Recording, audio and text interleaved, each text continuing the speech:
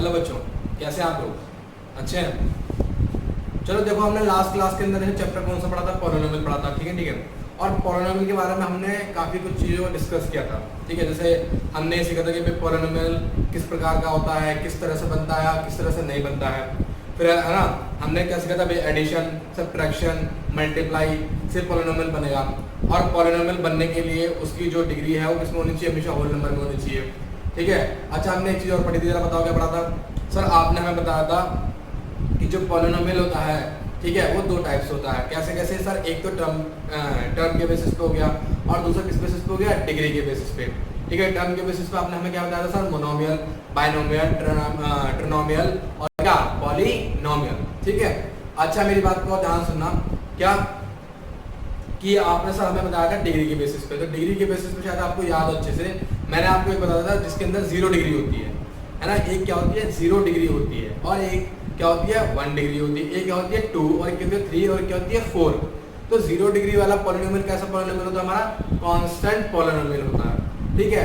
और जिसकी डिग्री बच्चे क्या होती है? 1 होती है, वो कौन सा पॉलिनोमियल होता है सर? हमारा लीनियर पॉलिनोमियल होता है। Very good.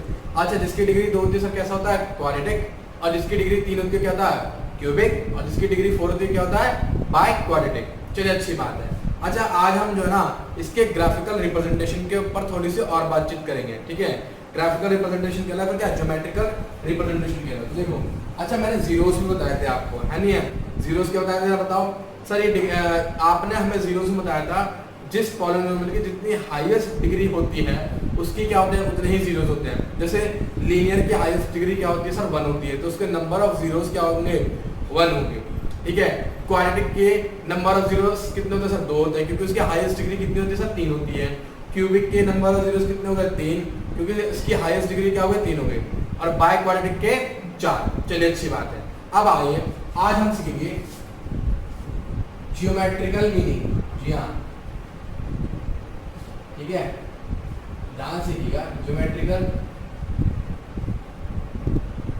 Meaning of zeros. जी हाँ, आज हम इसके ज्योमेट्रिकल मीनिंग के ऊपर क्या करेंगे? थोड़ी सी बातचीत करेंगे। देखो ध्यान से, मेरे को क्या करना है कि मेरे को एक ये दे रखा है, इक्वेशन दे रखी है 2x + 5। देखिए ध्यान से, क्या देखते हैं मतलब 2x + 5, और उसमें क्या रखा है? इसको हमें ग्राफ पे शो करना है। ठीक है, इसके जीरोस फाइंड करना है और किस पे शो करना है? ग्राफ पे शो करना है। अच्छा, एक बात बताओ बच्चे, अगर मुझे किसी भी पॉलिनोमियल का जीरोस निकालना है तो मैं क्या करता था सर? आप कुछ नहीं करते थे, आप उसको क्या करते थे कि 0 के इक्वल करते थे। ठीक है, याद आया? और क्या करते थे? जो इसके प्लस में वहां क्या हो गया? माइनस हो गया, और जो मल्टीप्लाई में है वो कहा जाएगा? डिवाइड में। ठीक है, ठीक है। इसका मतलब ये हो गया कि इस पॉलिनोमियल का जो जीरोस है वो क्या हो गया? माइनस का 5/2। क्लियर है? अच्छा देखिए, अगर मैं बात करूं इसके ग्राफ की, तो बच्चे देखिए ग्राफ इस प्रकार से कुछ बनेगा इसका। कहां सीखना था?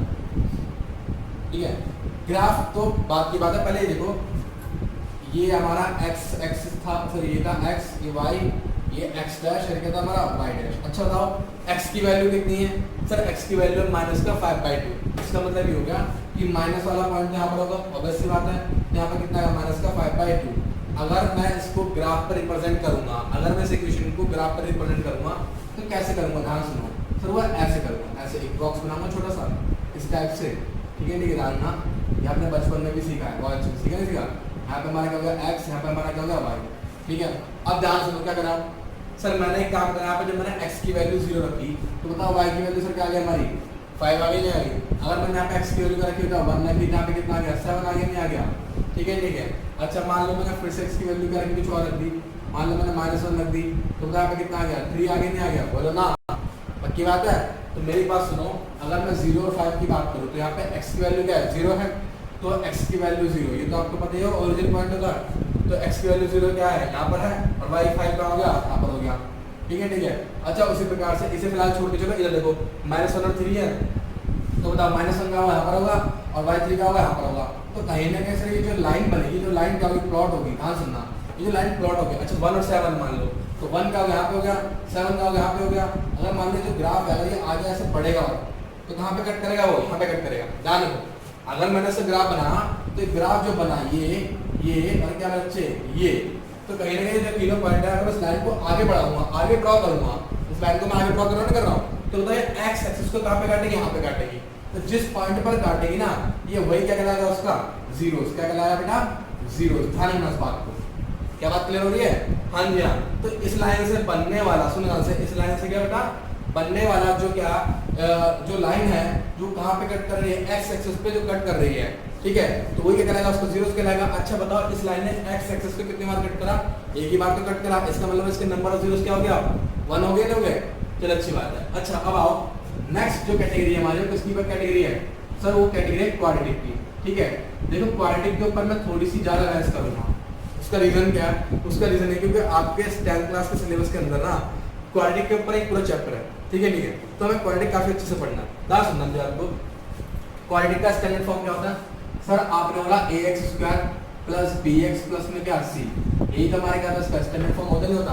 और जिसके अंदर सर क्या होता है हमारा a does not equals to क्या होता है 0, ठीक है, ठीक है, a does not equals to क्या 0। अच्छा एक बात बताओ, मेरी बात को बहुत ध्यान सुनना और बहुत प्यार से समझाना मेरे को, कि लास्ट टाइम शायद मैंने आपको समझाया था इसका जो ग्राफिकल रिप्रेजेंटेशन होता है वो कैसे होता है सर? आपने बताया था पैराबोला। क्या बताया था सर आपने? हाँ जी हाँ, पैराबोला बताया था, ठीक है। पैराबोला मैंने आपको शायद इस प्रकार से बताया हुआ, देखो याद करो, ऐसे मैंने आपके सामने ग्राफ बनाया था, याद है? हाँ जी हाँ सर, ये ऐसे भी कट कर सकता है सर, ये ऐसे भी कट कर सकता है नहीं है? अच्छा एक बात है, वो ऐसे भी कट कर सकता है, ठीक है, ठीक है। मेरी बात को बहुत ध्यान सुनना सर, ये तो आपने समझाया था कि ऐसे कट करता है, ऐसे कट करता है, लेकिन सर होता कैसे है नहीं है? होता कैसे? और बेसिकली देखो उसके नंबर ऑफ जीरोस कितने हैं? 2 ही होंगे, क्योंकि उसकी मैक्सिमम डिग्री कितनी है? 2 है। चलो आओ सर इसको देख लेते हैं, एक क्वेश्चन देखते हैं तो हमें ज्यादा आसानी से समझ में आ सकता है ना। मान लीजिए मैंने px एक पॉलिनोमियल ले लिया, ठीक है, वो क्या लिया मैंने x² प्लस में, ये फिर माइनस में क्या ले लो -1 ले लो, क्या ले लो -1, x² -1 ले लिया। अच्छा मान लो मैं इसका अगर जीरोस निकालूंगा, फैक्टराइजेशन करूंगा तो क्या बनेगा सर? एक तो बनेगा x + 1 और एक क्या बनेगा x - 1, ठीक है। तो इसका मतलब क्या होगा, इसके जो जीरोस आएंगे वो क्या आएंगे, एक तो आएगा -1 और एक क्या आएगा +1, ठीक है। अब ध्यान सुना, देखो ध्यान सीखो, ये मैंने बनाया से ग्राफ, ये ग्राफ बन रहा नहीं बन रहा? अच्छा इसका मतलब एक तो -1 है, ठीक है सर, एक क्या हमारा +1, क्लियर है मेरी बात? अच्छा ध्यान सुनो, अगर आप इसका ग्राफ बनाओगे, इसका ग्राफ बनाने जाओगे कल को, ठीक है, यानी कि y = में क्या x² - 1, ठीक है। अगर आप इसका ग्राफ बनाओगे तो कैसे बनाओगे सर? आप ऐसा बॉक्स बनाओगे है नहीं? आप ऐसे बनाओगे, बॉक्स बनाओगे तो बनाओगे, ठीक है। अब ध्यान सुनो, मान लो आपने यहाँ पे x की जगह 0 रख दिया, यहाँ पे आपने x की जगह रख दिया 0, तो y की वैल्यू क्या आएगी? -1 आएगी, नहीं आएगी? आपने x की जगह क्या रख दिया भाई 2 रख दिया, तो y की वैल्यू कितनी आ गई? 3 आ गई, नहीं आएगी? बोलो हाँ। अच्छा अगर मान लो आपने यहाँ पे x की जगह -2 रख दिया, तब भी वैल्यू कितनी आ रही है सर? 3 आ रही, नहीं आ रही है? क्लियर है? अच्छा एक बात सुनो ध्यान से, मेरी बात को बहुत ध्यान सुनना, क्या कहीं ना कहीं ये जो जीरोस है इसके जो जीरोस हैं सर कितने हैं? 2 ही तो हैं सर, कितने हैं? 2 ही तो हैं। अच्छा बताओ सर जब ग्राफ बनेगा तो कहीं ना कहीं देखो ये x0 और y की वैल्यू कितनी है? -1, तो x0 और y की वैल्यू क्या? -1। ये अगर जब ये ऐसे बनेगा तो ध्यान रखना ये क्या होगा, ऐसे कट करता हुआ जाएगा ऐसे, जी हाँ सुनने वाले सुन रही, ये क्या हुआ ऐसे ऐसे कट करता हुआ जाएगा। तो इसका मतलब देखो ये होगा कि कहीं ना कहीं आपका जो ग्राफ है वो क्या होगा सर? -1 और क्या 1, इसके बीच में क्या करेगा? लाई करेगा, ठीक है, ठीक है, समझा मेरी बात? पक्का? चलो अच्छी बात है। अच्छा आप देखो ध्यान से, अब ये तो सर क्या हुआ, ये तो नीचे की तरफ हो गया, अरे सर आपने पैराबोला के ऊपर की तरफ भी बना रखा है, तो ऊपर वाला भी क्वेश्चन देख लेते हैं। देखो ध्यान से, मान लो मैंने यहाँ पे क्या लिया px, एक पॉलिनोमियल ले लिया, यहाँ पे x² क्या हुआ ये ले लिया मैंने, ठीक है। अब मैंने माइनस को ना इधर कर दिया, ठीक है, क्योंकि सिंपल है, ये दोनों क्या दोनों मिलते हैं एक क्वेश्चन का, आपको बहुत जल्दी समझ में आएगा कि बेसिक कॉन्सेप्ट समझाने की मैं कोशिश क्या कर रहा हूँ। देखो ध्यान से, यहाँ पे भी सर क्या होगा, यहाँ पे होगा एक तो होगा 1 + x और एक क्या होगा 1 - का x, तो यहाँ पे क्या आएगा सर? एक आएगा -1 और क्या आएगा 1। सर दोनों के जीरोस क्या आ रहे हैं? -1 और 1 आ रहे हैं। बनाओ सर इसका ग्राफ बनाइए, मैंने मान लीजिए इसका ग्राफ बना, मैंने इसका ग्राफ बना सर, यहाँ पे क्या होगा -1, यहाँ पे क्या होगा 1, मैंने इसका बॉक्स बनाया। अब मैं इसका ग्राफ का बॉक्स बना रहा हूँ, देखो ध्यान से, ठीक है। मैंने मान लिया यहाँ पे x की जगह 0 रखा, तो बताओ y की वैल्यू क्या गई? 1 आ गई। अरे x की जगह मैंने 0 रखा तो y की वैल्यू क्या 1 आ गई। तो इसका मतलब सर ये तो बहुत सिंपल हो गया, क्या सिंपल हो गया? x0, ठीक है, x0 y की वैल्यू कितना गई? 1। अब पैराबोला क्या होगा मेरा? ऊपर की तरफ हो गया, हो गया ना? क्या जो मेरा पैराबोला किस तरफ हो गया? ऊपर की तरफ हो गया। तो आपको देखो 2 चीज समझ आ रही, बोलो क्या कि एक तो x एक्सिस के नीचे है और x एक्सिस के क्या है? ऊपर है। तो अपवर्ड और डाउनवर्ड, सर अपवर्ड और डाउनवर्ड पता है किसके ऊपर डिपेंड करता है? सर कहीं ना कहीं इसके ऊपर डिपेंड करता है, किसके ऊपर? एक्स स्क्वायर के कोफिशिएंट के ऊपर, किसके ऊपर, एक्स स्क्वायर के कोफिशिएंट के ऊपर। जी हाँ, ध्यान रखना इस बात को। कैसे, जब हमारा जो a है सर क्या होगा, जब हमारा जो a है ग्रेटर देन क्या होगा, 0 होगा, ग्रेटर देन क्या होगा, 0 होगा, तो सर हमारा क्या होगा, ये होगा डाउनवर्ड, क्या होगा, डाउनवर्ड। जी हाँ, ठीक है, क्या होगा ये, डाउनवर्ड। और जब ये हमारा जो है क्या होगा, 0 से छोटा हुआ है लेकिन नेगेटिव होगा, देखो ये हमारा यहाँ पे क्या है, नेगेटिव है, ये हमारा यहाँ पे क्या होगा, नेगेटिव है नहीं है, तो इसका मतलब क्या होगा, फिर ये हमारा क्या होगा, अपवर्ड, क्या होगा ये, अपवर्ड। क्या इतनी बात क्लियर हो गई आप मेरे को, पक्का, चलो अच्छी बात है। तो इसका मतलब आपको समझ में आ गया कि किस प्रकार से अपवर्ड होगा पैराबोला, किस प्रकार से क्या होगा, डाउनवर्ड होगा। क्लियर है बात है, चलिए ठीक है, नोट डाउन कर लीजिए इस बात को।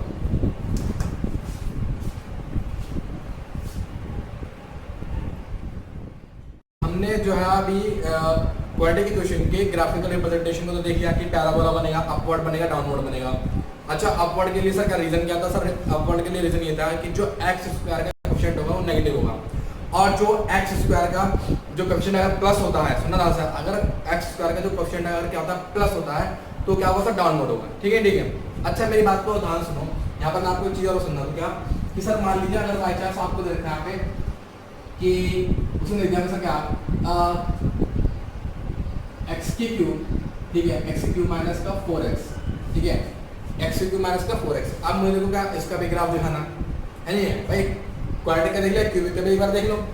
सर क्या हुआ सर, करना ही है कि आपने इन दोनों में से क्या कॉमन ले लिया, x कॉमन ले लिया, तो बताओ अंदर क्या बचा सर, एक्स स्क्वायर प्लस 4, ठीक है, ठीक है। और जब आप इसका फैक्टराइजेशन करोगे तो पता क्या बनेगा सर, x प्लस 2 और क्या बन जाएगा, x माइनस का 2। इसका मतलब ये होगा सर, इसका अगर जीरोस की बात करें तो एक जीरोस तो क्या होगा, 0, इसके लिए एक जीरो क्या होगा, माइनस का 2, और एक जीरो क्या होगा, प्लस का 2।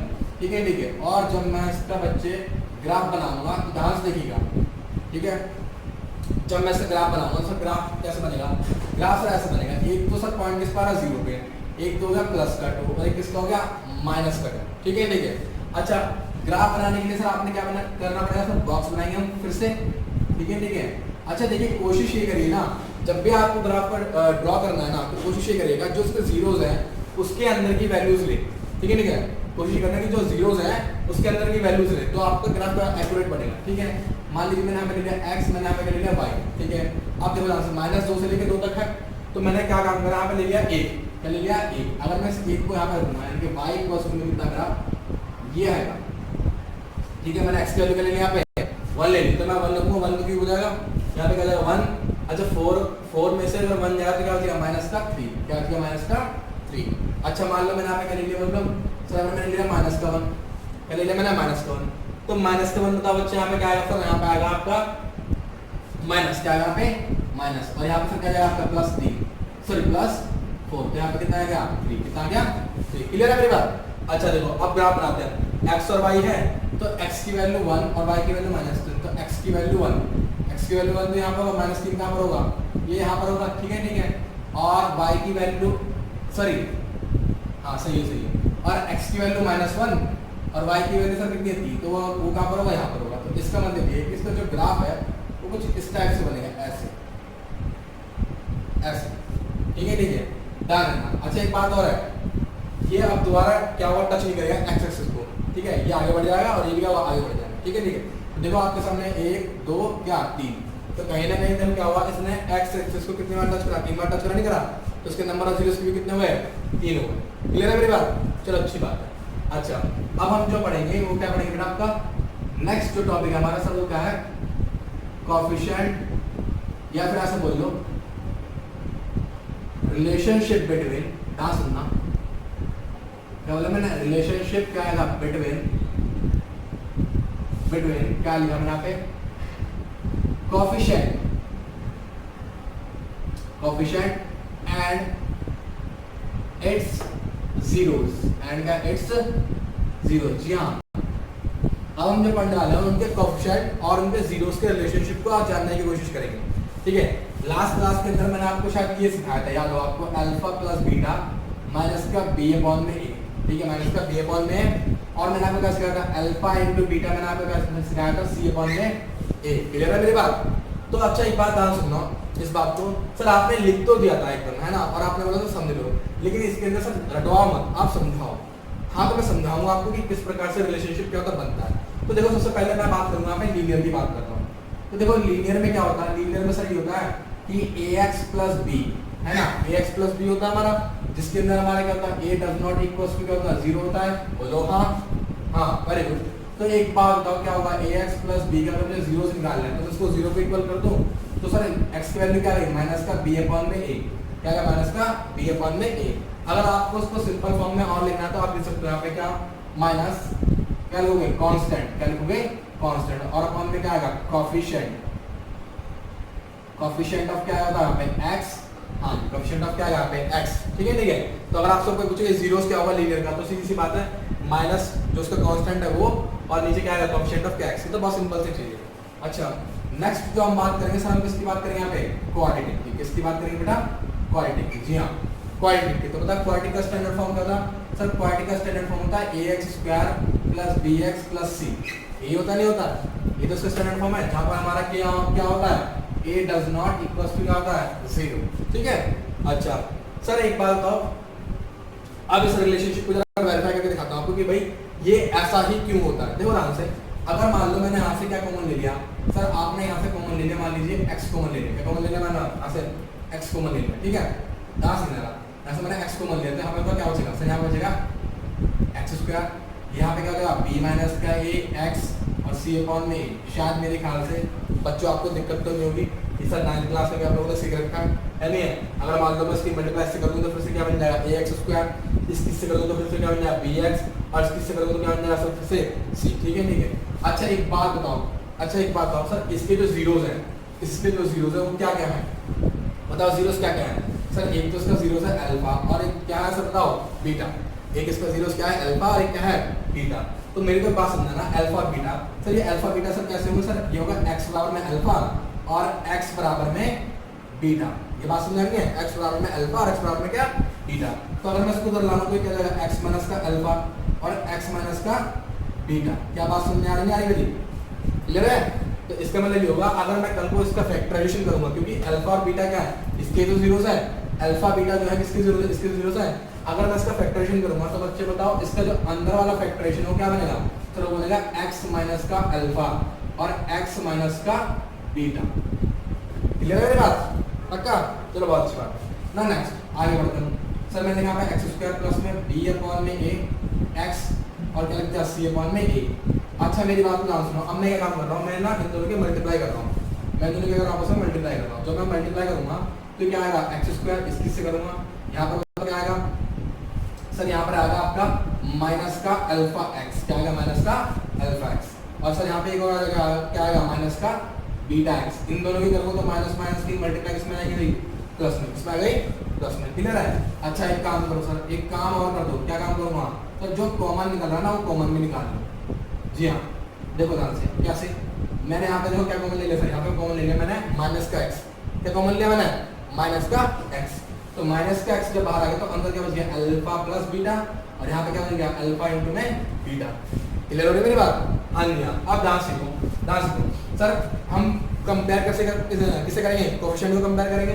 तो यहाँ पे देखो x का कोएफिशिएंट क्या है b अपॉन में, x का कोएफिशिएंट क्या है b अपॉन में, ये रहा b अपॉन में, यहाँ पे क्या c अपॉन में। चलो पहले देखो b अपॉन में, x का कोएफिशिएंट क्या है अल्फा प्लस बीटा, यहाँ पर x का कोएफिशिएंट क्या है b अपॉन में। तो सर एक बात सुनो ध्यान से, इसका मतलब क्या हुआ, इसका मतलब कि माइनस का जो अल्फा प्लस बीटा है ये वाला माइनस, जहाँ माइनस है तो माइनस लेके चलेंगे, प्लस है तो प्लस लेके चलेंगे, ठीक है। तो ये माइनस का जो अल्फा प्लस बीटा है वो किसके इक्वल हो जाएगा b अपॉन में 1 इक्वल हो जाएगा, क्लियर है मेरी बात, b अपॉन में 1 इक्वल हो जाएगा। इसका मतलब ये हुआ ये जो माइनस है ये वहां चला जाएगा, तो क्या बन गया सर, ये ऐसा बन गया, बन गया नहीं बन गया, देखो आगे नहीं आ गया, हाँ जी हाँ। तो इसको आप एक चीज और लिख सकते हो, बोलो क्या माइनस का कोफिशिएंट ऑफ क्या x, और अपॉन में क्या लिख सकता हूँ coefficient of x square. Clear है, तो पहला रिलेशनशिप क्लियर हो गया क्या, ये बहुत इंपॉर्टेंट चीज है, जी हाँ ओलंपियाड के बेसिस पर भी क्या है इंपॉर्टेंट है, काफी बार पूछ लेता है, ठीक है। हाँ एनटीएससी का एग्जाम होता है उसके अंदर क्या बहुत बार पूछ लेता है, ठीक है ठीक है।